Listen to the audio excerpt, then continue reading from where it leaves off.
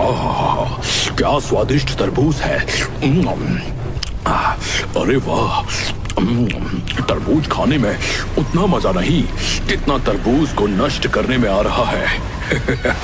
यहाँ पर आकर मैंने कोई भी गलती नहीं की। यहाँ पर तो कितनी सारी फसलें खड़ी हैं खाने के लिए। आज तो मैं जी भर कर खाऊंगा और बाकी अपने पैरों के नीचे नष्ट कर दूंगा। वो सुअर जंगल से भागकर आया था। वो प्रत्येक दिन लोगों की फसलों को बर्बाद कर रहा था।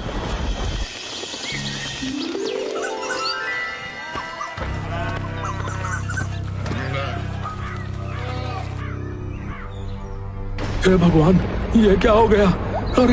अरे मेरे खेत के तो सारे तरबूज उस दुष्ट सुअर ने बर्बाद कर दिए। अब मैं क्या करूंगा? अपना पेट कैसे पालूंगा? इन तरबूजों को बेचकर ही तो मैं अपना घर चला रहा था, परंतु उस दुष्ट ने मेरे सारे खेत को बर्बाद कर दिया। अरे जगिया भाई, क्या हुआ? आप रो क्यों रहे हो? कुछ नहीं बचा भाई, सब बर्बाद कर दिया। अरे सोमू भाई, सब कुछ तो तुम्हारी आंखों के सामने ही है। उस दुष्ट सुअर ने मेरा सारा खेत बर्बाद कर दिया। जगिया किसान की ये बात सुनकर सोमू थोड़ा सा सहम जाता है। हे भगवान, यदि वो जंगली सुअर यहाँ तक आ गया तो कहीं उसने मेरे खेत को भी तो नहीं बर्बाद कर दिया। चलो जल्दी से मैं अपने खेत पर चलकर देखता हूँ। इतना सोचकर सोमू अपने खेतों की तरफ जाता है तो देखता है उसकी सारी फसल एकदम ठीक है। हे भगवान, तेरा बहुत बहुत धन्यवाद जो मेरी फसल सुरक्षित है। लेकिन इसमें इतना ज्यादा प्रसन्न होने की कोई जरूरत नहीं है। यदि कल ही वो सुअर यहाँ आकर मेरा भी खेत नष्ट कर दे तो मैं क्या ही करूंगा। अरे नहीं, मैं ऐसा करता हूँ कि मैं आज से ही अपनी खेत की रखवाली करता हूँ। मैं आज रात यहीं पर रुकूंगा। हाँ। रात होते ही सोमू एक चारपाई पर बैठकर अपने खेत की रखवाली करने लगता है। उधर वो दुष्ट सुअर फिर से भोजन की तलाश में घूमने लगता है। इधर तो खाना दिखाई नहीं दे रहा। मैं ऐसा करता हूँ कि उधर को ही चलता हूँ जहाँ कल ढेर सारे तरबूज खाए थे। इतना सोचकर सुअर उधर को ही चल देता है जिधर जगिया का खेत था। रास्ते में ही सोमू का खेत भी पड़ता था जिसमें सोमू ने खरबूजे बो रखे थे। अरे वाह, इधर से कितनी अच्छी खुशबू आ रही है। चलो इधर ही चलता हूँ। वैसे भी कल मैंने तरबूज बहुत खाए थे, आज किसी नई चीज का स्वाद लेता हूँ। इतना सोचकर सुअर सोमू के खेत की तरफ बढ़ता है। सामने से सुअर को आता देख सोमू के पसीने छूट जाते हैं। अरे बाप रे बाप, इतना बड़ा सुअर, और इसके दांत तो देखो। अरे बाप रे बाप, इतने नुकीले दांत, ये कितना खतरनाक है भाई। अरे हट जा हट जा, भाग जा, दुष्ट सुअर, भाग यहाँ से, नहीं तो मैं तुझे मार डालूंगा। मैं प्यार से बोल रहा हूँ, भाग जा यहाँ से। इतना बोलकर सोमू डंडा लेकर सुअर की तरफ बढ़ता है, लेकिन सुअर सोमू से बिल्कुल भी नहीं डरा।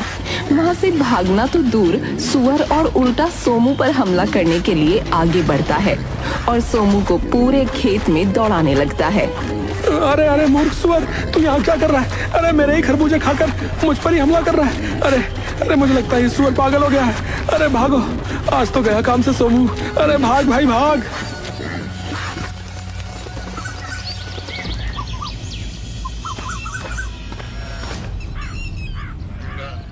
अरे नहीं, ये मैं क्या देख रहा हूँ? हे भगवान, ये सब क्या हो गया? मेरा सारा खेत उस दुष्ट ने उजाड़ दिया। अब मैं क्या करूंगा? मैं इस दुष्ट को जीवित नहीं छोड़ूंगा। अरे सोमू भाई, उस दुष्ट सुअर का तो आतंक बढ़ता ही जा रहा है। लेकिन जगिया भाई, आखिर हम उस दुष्ट जानवर का कर भी क्या सकते हैं, बताओ? अरे भाई, आप मेरी सलाह मानो तो हमें महाराज के पास चलना चाहिए। वो हमारी मदद अवश्य करेंगे। इतना सोचकर सोमू और जगिया तथा गांव के कुछ लोग राजा के महल में पहुंचते हैं। महाराज, हमारी सहायता कीजिए महाराज, हमें बचा लीजिए महाराज। अरे अब आप लोग शांत हो जाइए। बोलिए, आप लोगों की क्या तकलीफ है? राजा के पूछने पर गांव के सभी लोग बारी बारी से राजा को उस सुअर के बारे में बताते हैं।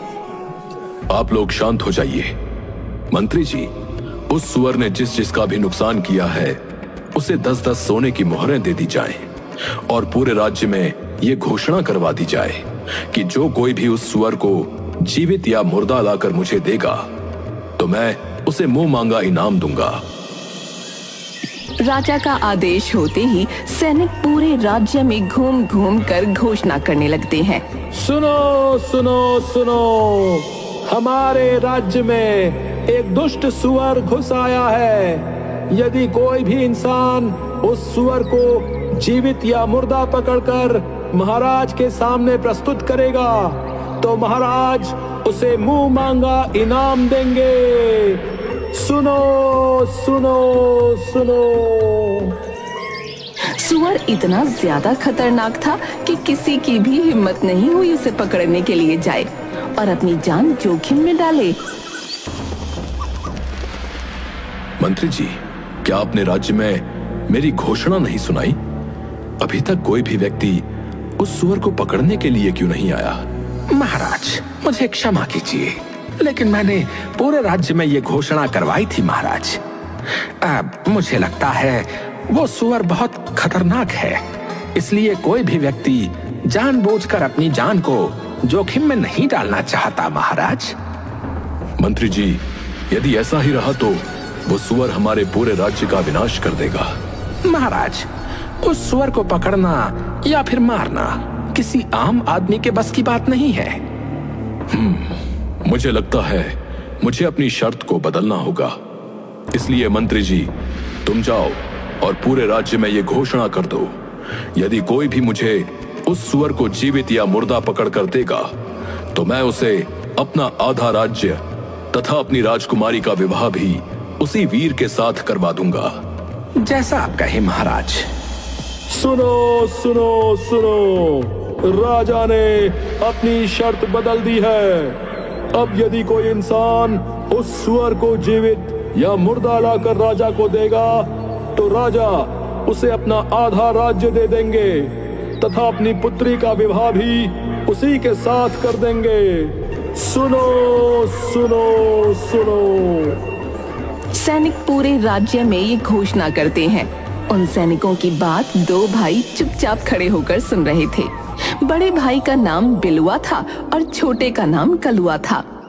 बिलुआ बड़े ही कुटिल स्वभाव का था, जबकि कलुआ को तो मानो गाय भांति भोला था। वो दोनों ही बहुत गरीब थे। अरे कलवा, क्या तुमने भी वही सुना जो मैंने सुना है? हाँ भैया, आपने एकदम ठीक ही सुना है। अरे अब तो मैं ही उस सुअर को मार कर लाऊंगा और राजकुमारी से विवाह कर बन जाऊंगा इस राज्य का राजा। इसीलिए मैं तो चला महाराज के पास। इतना कहकर बिलुआ वहाँ से चला जाता है और कलुआ भी अपने घर की तरफ चला जाता है। महाराज, महाराज, मैं लाऊंगा उस दुष्ट सुअर को मारकर। राजकुमारी से तो सिर्फ मैं ही विवाह करूंगा। आप विवाह की तैयारी कीजिए महाराज, मैं जल्दी ही वापस आऊंगा। इतना बोलकर बिलुआ जंगलों की तरफ चला जाता है।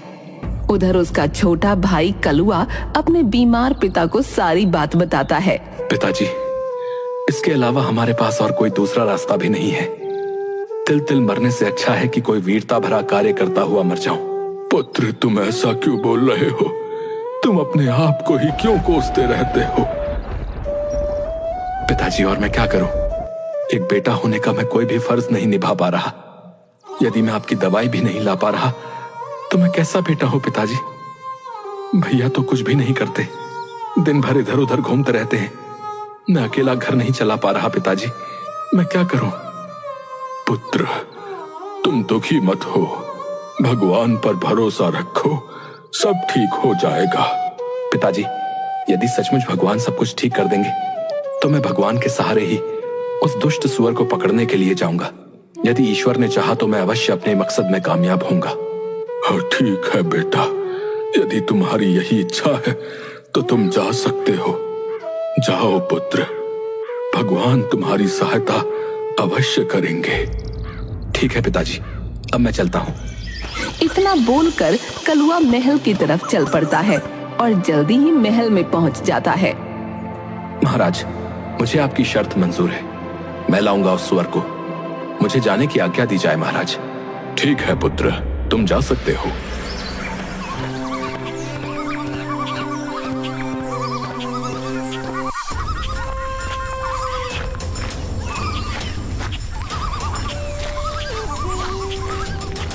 अरे बाप रे बाप, सुबह से घूमते घूमते तो मुझे दोपहर हो चुकी है, अभी तक मुझे वो सुअर नहीं दिखाई दिया। इतना कहकर बिलुआ फिर आगे बढ़ता है और इधर उधर सुअर को ढूंढने लगता है। अरे राम राम राम राम, इतनी कड़कती धूप में मुझसे चला नहीं जा रहा है। भाड़ में जाए वो सुअर, अब तो मैं इससे आगे और नहीं चल सकता। मैं ऐसा करता हूँ कि इसी पेड़ के नीचे लेटकर थोड़ा सा आराम कर लेता हूँ। इतना कहकर बिलुआ उसी पेड़ के नीचे लेटकर सो जाता है। उधर कलुआ बेचारा कड़कती धूप में ही उस सुअर को ढूंढता है। अरे रुक जाओ बेटा, मेरी बात सुनो। कलुआ जैसे ही पीछे मुड़कर देखता है तो उसके सामने एक बूढ़ा बौना आदमी खड़ा था, जिसके हाथ में एक तलवार थी। बोलिए बाबा, आप मुझसे क्या कहना चाहते? अरे बेटा, तुम तो कितने कठोर हो। इस कड़कती धूप में भी पैदल चलकर उस सुअर को ढूंढ रहे हो। वाकई तुम कितने परिश्रमी हो। इसलिए मैं तुम्हें कुछ देना चाहता हूँ पुत्र। बोलिए बाबा, आप मुझे क्या देना चाहते? बेटा, तुम मेरी इस तलवार को ले लो। ये तलवार बहुत शक्तिशाली है। इसके वार से आज तक कोई भी शत्रु नहीं बच पाया।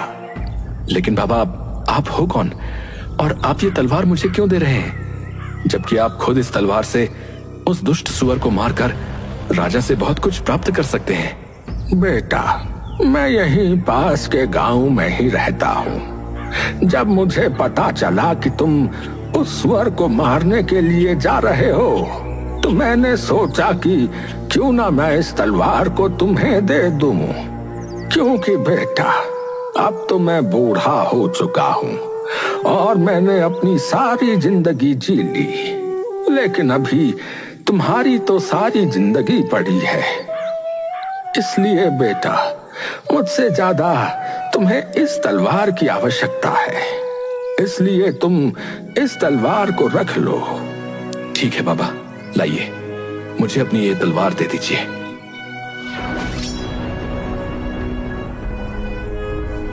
धन्यवाद बाबा, अब मैं चलता हूँ। इतना कहकर कलुआ हाथ में तलवार लेकर जंगल में आगे बढ़ता है। कलुआ चलते चलते एक गुफा के पास पहुंचता है। अरे ये क्या? यहाँ पर तो किसी जानवर के पैर के निशान है। कहीं ये निशान उस सुअर के ही तो नहीं है? हाँ हाँ हाँ, जरूर ये निशान उस सुअर के ही है। चलो, मैं इस गुफा के भीतर चलकर देखता हूँ। इतना कहकर कलुआ गुफा के भीतर घुस गया। ये गुफा तो कितनी डरावनी है। आखिर वो सुअर कहाँ पर हो सकता है? अरे, इधर से तो किसी की आवाज आ रही है।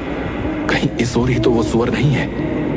इतना कहकर कलुआ उसी ओर चल पड़ता है जिस ओर से वो आवाज आ रही थी। कुछ दूर चलते ही कलुआ देखता है कि वो जंगली सुअर कुछ तरबूज और फलों को खा रहा है।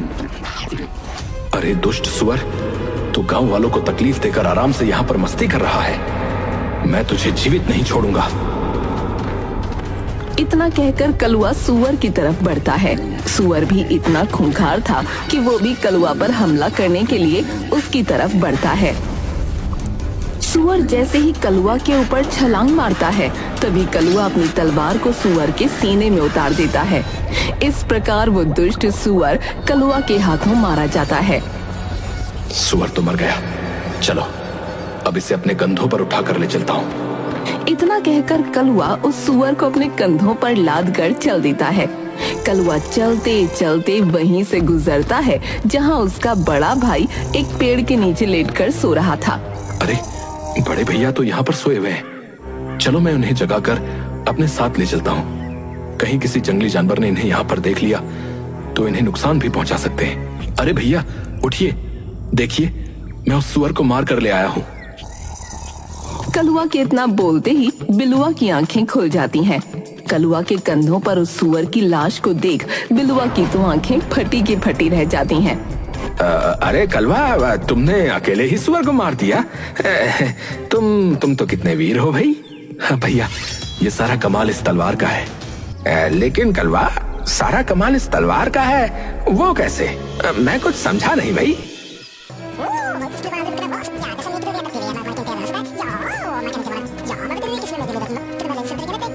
ओ अच्छा, तो कमाल इस तलवार का है। मुझे कुछ भी करके इस सुअर को हथियाना होगा।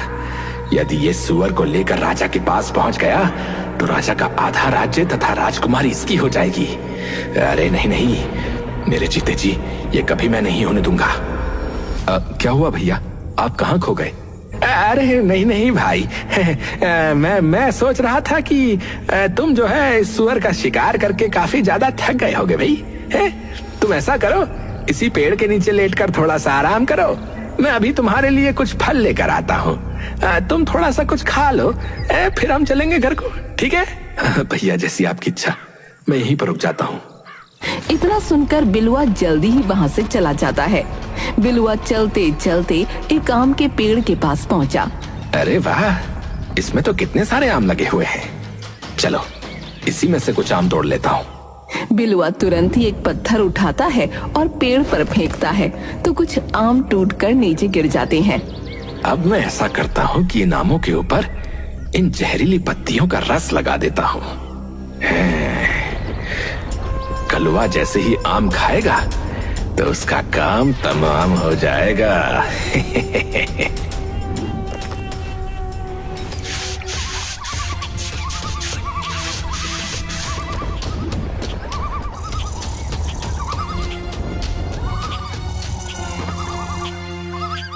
अरे कलवा, अरे उठो उठो, देखो मैं तुम्हारे लिए फल तोड़ कर ले आया हूँ भाई।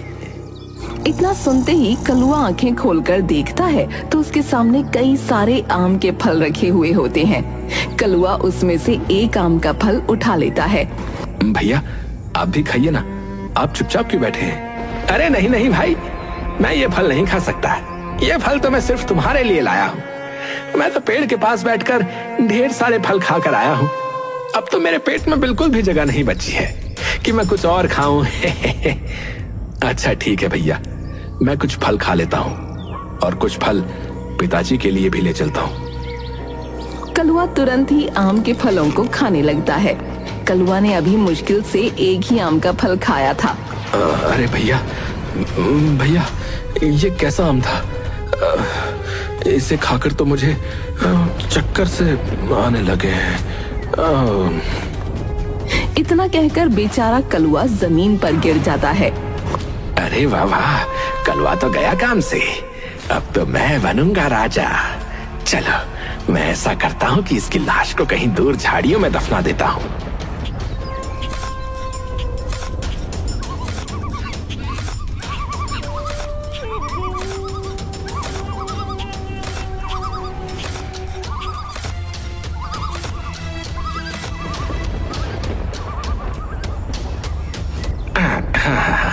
अब तो गड्ढा लगभग खुद के तैयार हो चुका है। चलो अब इस कलवा को इसी गड्ढे में दफना देता हूँ। बिलुआ तुरंत ही कलुआ का एक हाथ पकड़कर उसे खींचता हुआ गड्ढे के पास ले जाता है और उसे गड्ढे में गिरा देता है। फिर उसके ऊपर मिट्टी डालने लगता है। कुछ देर में ही बिलुआ ने कलुआ को मिट्टी से ढक दिया। बिलुआ जल्दी ही उस मृत सुअर को अपने कंधे पर रखकर महल की तरफ चल देता है। बिलुआ चलते चलते जल्दी ही महल पहुंच जाता है।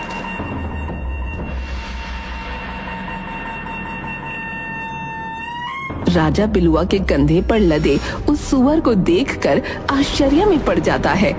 आखिर इसके जैसा मूर्ख और घमंडी इंसान मेरा दामाद बनेगा। यदि मैंने अपना राज्य इसके हाथों में सौंप दिया तो मेरे सारे राज्य का विनाश ये खुद ही कर देगा। अब क्या करूं? मैं अपने वचन से पीछे भी नहीं हट सकता। क्या हुआ महाराज, आप किस चिंता में डूब गए? आपने अभी भी विवाह की तैयारी नहीं की?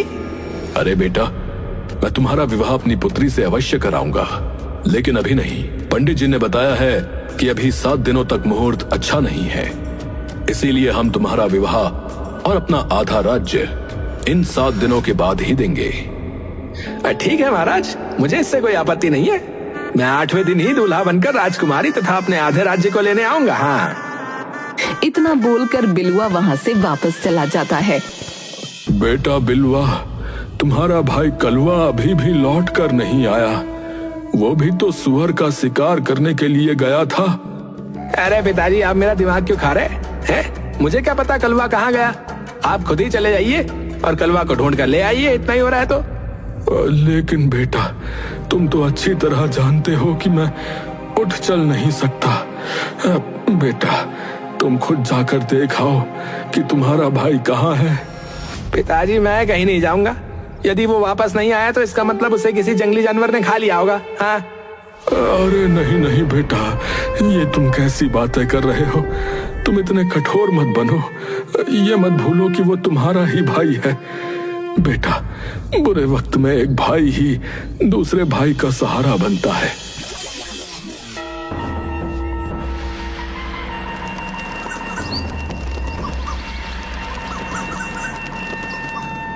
महाराज, 7 दिन तो गुजर गए। आज तो शुभ मुहूर्त है। आप जल्दी से मेरा विवाह राजकुमारी से करके मुझे अपनी आधी संपत्ति दे दीजिए। हाँ। हे भगवान, क्या मेरी पुत्री का भाग्य इसी दुष्ट के भाग्य से जोड़ दिया गया है? यदि ऐसी बात है प्रभु, तो मैं खुशी खुशी अपनी पुत्री का विवाह इसी के साथ करने के लिए तैयार हूं। अब ठीक है, जरा बैठो। मैं अपने पूरे राज्य में अपनी बेटी के विवाह की घोषणा करवा दूं। मंत्री जी, जाइए और राजकुमारी के विवाह की घोषणा करवा दीजिए और कह दीजिए कि सभी लोग जल्दी से जल्दी राजकुमारी के विवाह में सम्मिलित हों। सुनो सुनो सुनो, राजा की पुत्री का आज विवाह है, इसलिए सभी लोग राजा के महल में जल्दी से जल्दी पहुंच जाएं। सुनो सुनो सुनो।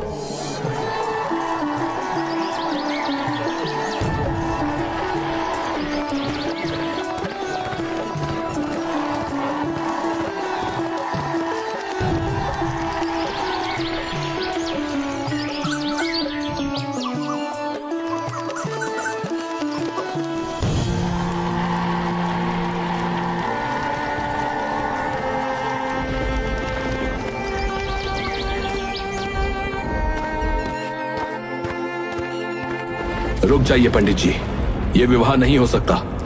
अरे बेटा, तुम कहां से आ गए? तुम तो मर गए थे ना? नहीं महाराज, मैं मरा नहीं, लेकिन मुझे मारने का पूरा प्रयास किया गया था। लेकिन कलवा, तुम्हें किसने मारने की कोशिश की? बताओ मुझे।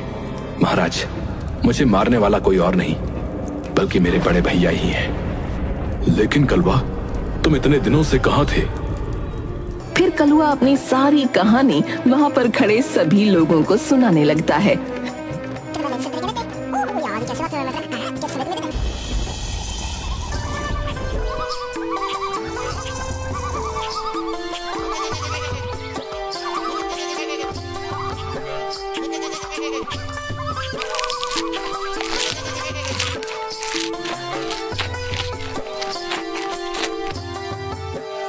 अरे, मेरी एक बकरी कहाँ चली गई? अभी तो मेरी दोनों बकरियां यहाँ घास चर रही थी, लेकिन अचानक से कहाँ चली गई? तभी चरवाहे की नजर अपनी बकरी के ऊपर पड़ती है, जो बकरी उसी स्थान पर घास खा रही थी जहाँ कुछ देर पहले बिलुआ ने अपने भाई कलुआ को दफनाया था। अरे, मेरी बकरी तो वहाँ पर है। चलो, उसे वहाँ से इधर को ले आता हूँ। इतना कहकर चरवाहा अपनी बकरी को हाँकने के लिए जाता है तो देखता है कि वहाँ पर ताजी मिट्टी खुदी पड़ी थी। उसी मिट्टी के भीतर से एक हाथ बाहर निकला हुआ था। बिलुआ ने जल्दबाजी में अपने भाई को दफनाया था तो उसका हाथ मिट्टी के बाहर ही रह गया था। ये देखकर चरवाहा काफी डर जाता है। अरे राम राम राम राम, ये किसका हाथ है? चरवाहा जल्दी से उस हाथ को पकड़कर देखता है। अरे, ये इंसान तो जीवित है, इसकी तो सांसें चल रही हैं। चलो, मैं जल्दी से इसे बाहर निकाल लेता हूँ। चरवाहा बिना देर किए जल्दी से मिट्टी को हटाने लगता है और कलुआ को बाहर निकाल लेता है। अरे भाग्यवान, तुम जरा इसका ध्यान रखना, मैं अभी वैद्य जी को बुला कर ले आता हूँ। चरवाहा तुरंत ही वैद्य के घर जाता है। वैद्य जी, जल्दी से मेरे साथ चलिए। मुझे एक युवक बेहोशी की हालत में मिला है। आप जल्दी से चलकर उसे देख लीजिए। चरवाहे की बात सुनकर वैद्य उसके घर जाकर देखता है तो कलुआ की सांसें चल रही होती हैं, लेकिन उसे होश नहीं आया होता है। अरे भाई, मैं तुम्हें एक औषधि देता हूँ। तुम उस औषधि को पीस कर रोज इसके तलुओं पर मलना। यदि प्रभु ने चाहा तो ये युवक जल्दी ही स्वस्थ हो जाएगा। इसी प्रकार धीरे धीरे 7 दिन गुजर जाते हैं। अरे भाग्यवान, तुम कहाँ हो? तुम कहाँ हो भाग्यवान? अरे क्या हुआ? आप इतना हाफ क्यों रहे हैं? बताइए क्या बात है? अरे भाग्यवान, आज राजा की पुत्री का विवाह है और जिसके साथ राजकुमारी का विवाह होने जा रहा है उसका नाम बिलुआ है। तुम जल्दी से तैयार हो जाओ, हमें अभी निकलना है। उन दोनों पति पत्नी की ये बातें जब कलुआ के कानों में पड़ती हैं, तो उसे होश आ जाता है। अरे भाग्यवान, देखो इसे होश आ गया है। हमारी मेहनत रंग लाई भाग्यवान। तुम कौन हो युवक, और तुम्हारा क्या नाम है? फिर कलुआ अपनी सारी दास्तान उस चरवाहे को सुनाता है। तो इसका मतलब धन के लालच में आकर तुम्हारे भाई ने ही तुम्हें मारने का प्रयास किया। अरे भाग्यवान, तुम सुनती हो, आज तक मैं यही कहता रहा कि काश मेरा भी कोई भाई होता।